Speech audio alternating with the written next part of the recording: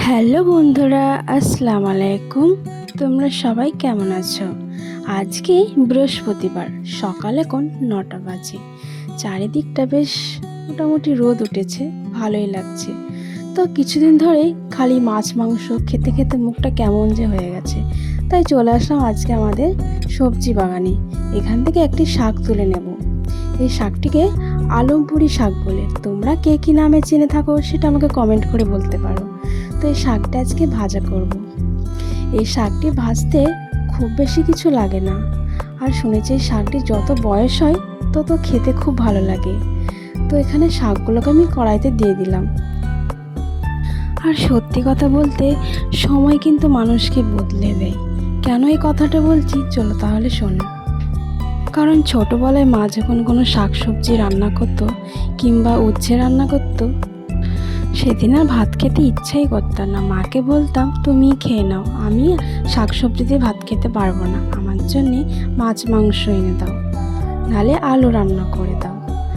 তো এখন বড় হয়েছি, এখন বুঝতে শিখেছি। এখন যে খাবারগুলো ছোটোবেলায় খেতাম না, এখন ভারী প্রিয় হয়ে গেছে সেই সব খাবারগুলো।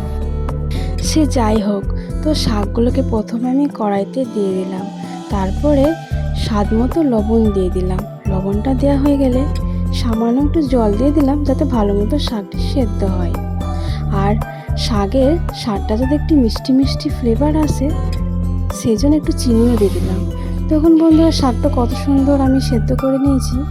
এবার তো মূল প্রসেসে পালা। বলেছিলাম না বেশি কিছু লাগে না। তো এখানে সামান্য একটু সর্ষের তেল দিয়ে দিলাম, আর গোটা গোটা রসুন কুচি দিয়ে দিলাম। তোমরা চাইলে রসুনটাকে থেতো করেও দিতে পারো। তারপরে গোটা গোটা শুকনো লঙ্কা দিয়ে দিলাম। শুকনো লঙ্কা আর রসুন কুচিটা দিয়ে খুব ভালো করে একদম লাল লাল করে ভেজে নেব। যত ভাজা হবে তত রসুন কুচির গন্ধটা একদম খুবই ভালো লাগে। তো দেখুন বন্ধুরা, কত সুন্দর করে আমি সব কিছু ভেজে নিয়েছি। এবার ভাজা হয়ে গেলে আগে থেকে সেদ্ধ করা ওই আলমপুরির শাকটা দিয়ে দিলাম। ব্যাস, এবার আর কিছুক্ষণ শাকটিকে নাড়াচাড়া করে ভেজে নিলেই আমার রান্নাটা হয়ে যাবে। তো তোমরা কারা কারা এই শাকটি কিভাবে রান্না করে খেয়েছো সেটা আমাকে কমেন্ট করে বলতে পারো। আমরা তো এইভাবেই রান্না করে খাই, খুবই ভালো লাগে। তোমরাও বাড়িতে ট্রাই করতে পারো এই আলমপুরির শাক ভাজাটা। দেখো বন্ধুরা কত সুন্দর লাগছে।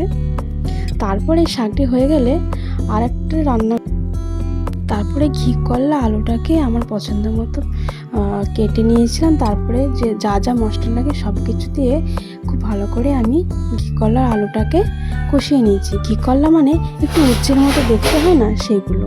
তারপরে পরিমাণ মতো জল দিয়ে সেদ্ধ করে নামিয়ে নেব। তার সাথে একটু বেগুন ভেজেও নিয়েছি। যারা যা আমার ভিডিওটা দেখছে তাদেরকে অসংখ্য ধন্যবাদ। আজকের মতো টাটা।